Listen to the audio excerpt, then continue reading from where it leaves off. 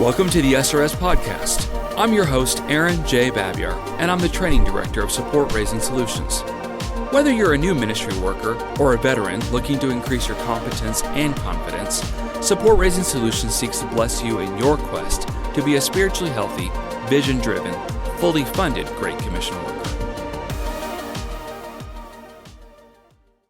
My guest today is Micah May. Micah is not only a friend, but someone that has really helped me to train a bunch of the national public boot camps for several years now, and just a super knowledgeable guy, works for Fellowship of Christian Athletes and trains a lot of their boot camps internally.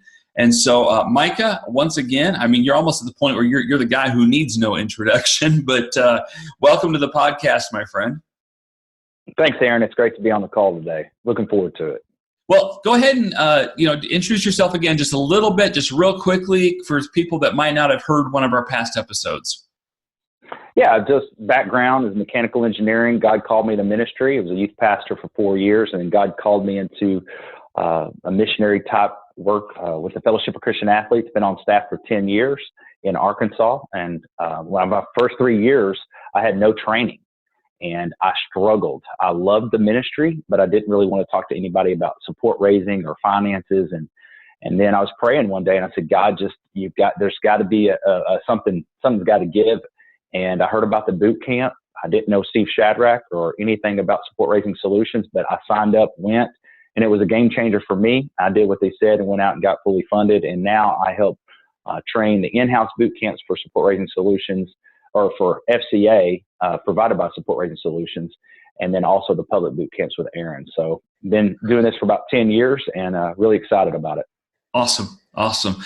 Well, thanks again for just being here. One of the things that I know that you and I kick around every now and then is just there is this need for people who are raising support to understand that it's important for them to have a plan. It seems all too often that we'll be able to engage with somebody at a boot camp, and we're glad that they're coming to the boot camp. We think that training is absolutely critical. You need to get involved in some actual training beyond a book or a podcast. But we see people that they don't really seem too organized. They don't have to be super organized in every single way in their life at every moment, and yet sometimes that lack of organization, that lack of plan, really tends to prevent people from being spiritually healthy, vision-driven, and fully funded. They kind of want stuff to just happen, and then occasionally they're surprised and they don't know what to do when things aren't just working out. And you and I are able to recognize that sometimes there's an issue that they weren't really planned. They kind of more go ready set. And I know that you have a chance to speak into that, and people ask you questions. In fact, at the time that we're recording this, you just got done leading a training event up in Kansas City at FCA's headquarters. And so I know this is kind of a passion point for you, something that you get to address right away. So that's what I wanted to invite you to speak about today. Maybe it's from your personal experience, Micah, or perhaps it's from some recent conversations.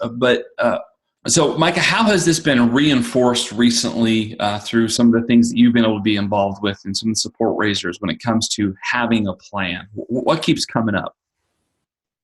Well, I think it goes back to what Ben Franklin said: if you fail to plan, you plan to fail. And when I started working with FCA, I had a great game plan for ministry, but not support raising ministry, and not a game plan for ministry for my donors. And that's what I got so much out of the boot camp was I left there with a very clear game plan with some lead indicators, some measurables on the front end, and some lag indicators on the back end. And so that's what I believe is one of the most foundational principles outside of being spiritually healthy and having an accountability partner and having a vision and being called is you got to have a game plan. As I played college football for Arkansas Tech University, and even in high school, all the sports, every single week, our football coaches, they spent hours upon hours upon hours prepping for one game. We executed that plan that week to give us the greatest chance for victory on Saturday. Well, what's interesting is we're talking about missionaries, Christian workers that are maybe changing their careers and launching full and surrendering to the call of God. and don't even know possibly where to start with their game plan or what's required of them. They say, like me, is like, oh God, you called me to work FCA. All right, let's go. And then I went. And then after a few months, I realized that the fundraising wasn't there's this old saying that says money follows ministry, but it's not true necessarily. So it actually, you have to be intentional with your game plan to have a game plan and then to execute the game plan. So it's a huge deal, because when things don't work out and people don't know why, typically we can go back to their game plan and say, okay, let's look. Let's look at how many phone calls you made, how many appointments you have. Aaron, what are your thoughts on that? Well, I think the game plan is huge. And I know that was one of the reasons that I was a failed support raiser for a few years, was that I didn't even know what I was doing. I was all confidence, very low competence. I didn't know what good measurables were. I loved God. I loved people, felt very passionate about the vision that he'd given my wife, Marky, and I. So there was no question regarding that. But part of the reason that I think I was feeling like maybe God wasn't being faithful, he was, but I was thinking maybe he wasn't. It was just feeling that way, was because I hadn't been faithful to actually having a plan. I was just kind of running forward willy-nilly. And it took more than reading. It definitely took getting some training, like at a SRS boot camp, to help me realize, wow, I need to order my weeks. I need to order my days. I need to have goals. And I wasn't ready for that early on. That wasn't explained very well to me. And quite honestly, once I finally started seeing what a good idea, what a good plan looked like, that really helped. But I had to get around other people who were raising support to figure that out. If you love to read, we have an entire blog article archive on support raising, from biblical encouragement to practical tips to stories and personal experiences.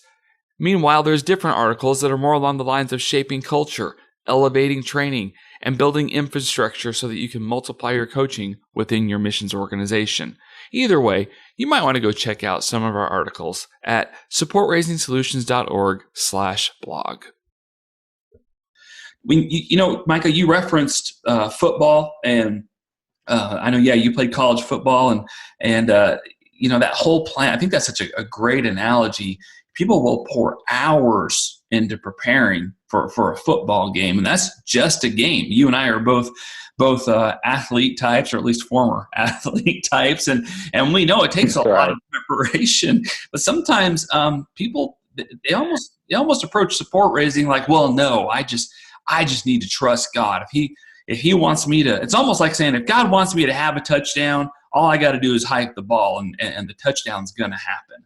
Why does that necessarily, just kind of fail? Why does that not necessarily work when it comes to actually building a support team? Well, I think it goes back to faith. If we're talking about why doesn't that work? Well, the Bible says faith without works is dead. It's useless. And so, I think you have to have faith that this is the Lord's battle. This is the Lord who will provide for you. It's nothing that we can do in and of ourselves. But the Lord is also saying, if you believe me, will you do your part of inviting people to be a part of your team?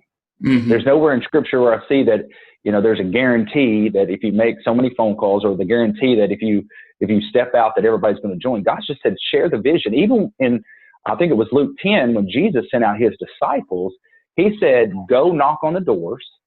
And if they receive you, then go in and build a relationship with them, stay for a little while.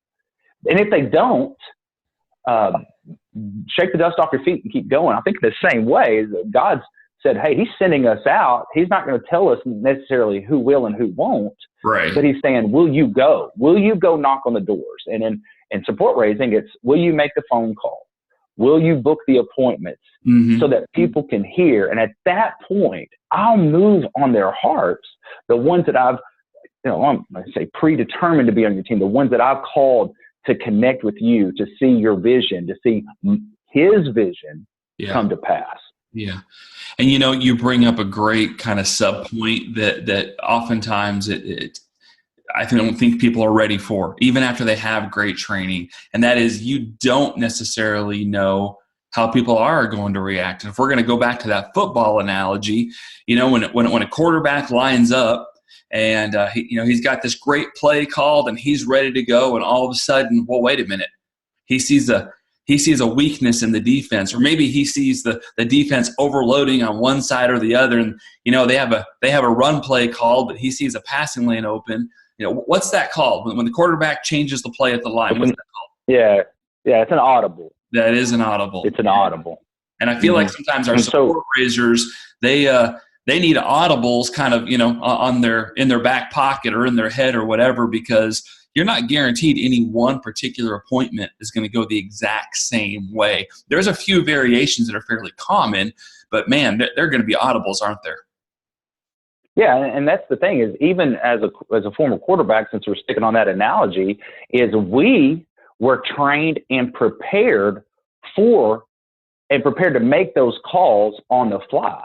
So even though it looks like a quick adjustment, we prepared ahead. And I think about this quote. It says, "The will to win means nothing without the will to prepare."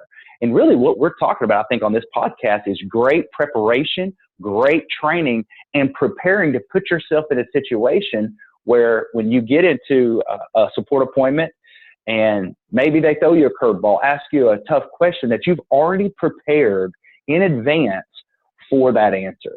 Mm-hmm. And so, yeah, that's a great analogy.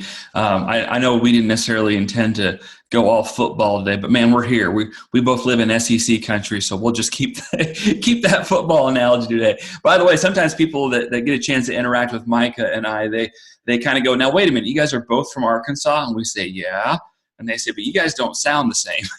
So, Micah, you live more in the Hot Springs area of Arkansas, and I live more up in Walmart World in Northwest Arkansas.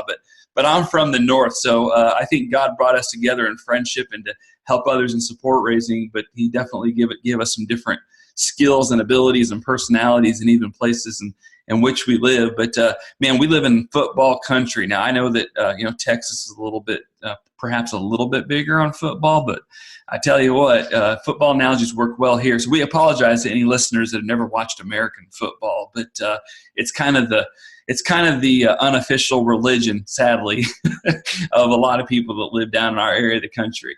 But staying with that football analogy, Micah, you and I both know that the getting prepared, the being ready for all the different things. Yeah, it takes some homework, it takes some study in advance, it takes some preparation, it takes a game plan. It takes the ability to audible, but then probably the other thing that you and I haven't really touched on yet is having a coach. And most football teams, they have an actual football coach. Explain to some of our listeners what a support raising coach might look like, because I know that we have some people that they don't already have that. Their organization may not have already assigned that for them just yet. Yeah, a support raising coach would be somebody that would walk alongside them weekly with a weekly accountability report. Basically, when we're talking about a game plan, many times people, when they get in support raising, say, "Hey, I'm going to set a goal to reach this amount in monthly support by a certain time frame. And in order to do that, I have to, make so many phone calls. These are our lead indicators. So many appointments I have to book and so many appointments I have to have." And there's some great numbers out there that we pick up at boot camp and training that really helps people put together a great game plan. What the coach does, it's just like any other coach. It's not always clear and easy once you get into the process of, hey, what could I have done differently? What could I have done better? Or this isn't working out. Because I've trained over 3,000 missionaries and over 1,000 FCA staff. And when I go back sometimes and sit down one-on-one and listen to their presentation, even after the initial training, there's different links of the chain missing. So if you could visualize this, imagine a chain. They have different links. Well, in order to be the most successful, all the links need to be of equal strength. If you have a weak link in the chain, when there's tension, there's pull, that link will break the connection. And in the same way, there's different links that you may have stronger. You may have, maybe you're strong at building rapport and connection. Maybe you're stronger at sharing the vision, but there may be weak links like when you get to the end and you're going to ask, and I'm just using the presentation as an analogy, but it's also the same for preparation. But that's what a coach would do, is be able to sit down, listen to you, whether it's your presentation or how you make your phone call to set up the appointment, and analyze the situation and then give advice or help you discover the answer. Because many times we already know what the answers are if you've gone to like a boot camp or a training with your organization, but sometimes we have drift from what we first learned. And so a coach will help you just stay on track, get back on track to probably what you already know, but maybe aren't putting into practice. Yeah. That also brings to mind the fact that, coaches sometimes to help you when you call timeout, at the end of the quarter, at halftime. We've all seen ball games, whether it's football or something else, where the momentum shifted and it was like the team that might not have been doing so well early on all of a sudden found a whole different gear and just carried it all the way through to the end of the game and won. But you never would have guessed that in the first or second quarter that they were going to win the game. In fact, you thought it might have been a lost cause. And so, all that to say, two things. One, sometimes people, you really need a coach, and you may not have realized that. And if your organization hasn't assigned one, well, we definitely encourage you to find one. Find somebody who is fully funded. Please don't get a coach that likes to coach people, but they've never walked in the support raising shoes. It is not the same. I hear about there's coaches out there sometimes that are coaching support raising, and they don't raise and live off support themselves. And I think that's a challenging person to learn from. But the other side too, is that whole chain thing, Micah, that you brought up. That's I'm glad you said that, because sometimes I feel like people tend to over spiritualize support raising. And so, don't get me wrong, support raising is extremely spiritual, but sometimes people want to explain away that weak link in their chain as, well, God's just got to cover me in that. And whereas you and I would say, yeah, God can and could, but the same token, if God's given you the wisdom and knowledge to recognize that you have a weak link, then maybe you should use that blessing of knowledge He's given you and do what you can to strengthen it. Because don't ignore your weak links. Figure out ways, get a coach, get more training, do what you got to do to help overcome that issue. That's all part of having a good plan for the process of raising a support team. And Micah, you and I both know, but I'll let you say it. It's not about the money, is it? It never is, and a thought I had, Aaron, while you were talking about, the mechanics versus the spirituality of it, you can get off in both ditches. For instance, if you just say, you know what, God's going to provide, I'm going to sit here at the house and just pray and not physically do anything, unless God has really spoken to you to do that. You're using your faith as an excuse to not do anything. And then on the other side of the ditch could be saying, hey, I've been trained. I've been in all kinds of communication training. I am so good. I've gotten so good at what I do, almost that we go without God, book the appointments, go through appointments, and we're not getting results. The key, in my opinion, is to be excellent in both, to be so spiritually connected to the vine, walking in humility, saying, God, without you, there is no way that I'm going to be able to get fully funded. I can't go through one appointment, one phone call without you. Will you go before me? Pray over those appointments. On the flip side, say, God, what is my part? What are areas that I need to improve on? Because there's so many people that just wing it, and they, like what Aaron was saying, it's kind of spiritualize it. And God's saying, you know what? There's plenty of Proverbs about doing the best, doing everything you can as unto the Lord. And God gives many donors or potential donors, gives them the choice. He says, I'm going to let you choose if you give to this ministry or this organization. You're the steward over your offerings to me. And sometimes He'll really burden somebody to give, but sometimes He'll let them choose. And how you communicate, how you prepare for that meeting, how you plan does make a difference. So I feel like they're both. It's not one or the other. You have to have both and. Yes. Great. Well, brother, I'm going to wrap up this podcast, but I really appreciate your time today. Thank you for locking arms with me and helping to equip ministry leaders to survive and thrive. And I know you and I share a passion for helping these leaders be spiritually healthy and vision driven and fully funded. So I appreciate your time today, my friend, and thanks for being on another podcast with me. Thanks, Aaron. I enjoyed it. Appreciate it. Thanks for joining us for this episode. We would love to hear your ideas for future content. Please visit supportraisengsolutions.org/feedback to share your thoughts and questions. Also, wherever you download your podcast from, be sure to subscribe for future episodes and come back each week to gain more insight into the process of building and maintaining your personal support team.